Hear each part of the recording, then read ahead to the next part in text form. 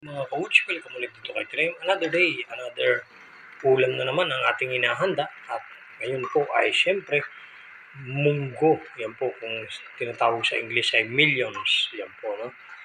Yan, ang ating sahog po dyan ay automatic. Ginisa natin sa bawang, luya, sibuyas.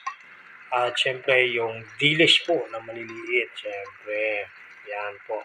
At dalawang tali ng malunggay, ano po, no? So, protein na po yung taglay ng munggo. Nagdagdag pa tayo ng another protein mula sa malunggay. Ayan po, ano? So, ganyan lang po yung ating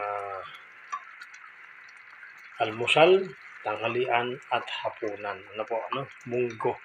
Ayan po. Hindi po totoo yan na ang munggo po ay nakakarayuma. Hindi po totoo yun. Yan po ay sabi-sabi lang. Pero yan po ay nakakatulong din gamot sa mga rayuma. Hindi po totoo.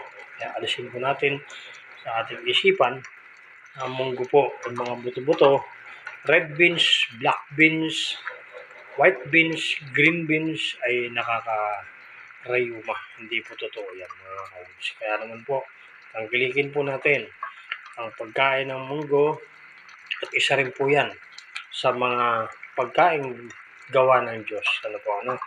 So, huwag po natin aayawan na kumain ng munggo. Ayan po, siyempre automatic, meron po namumula-mula dyan at yan po tayo ay sanay.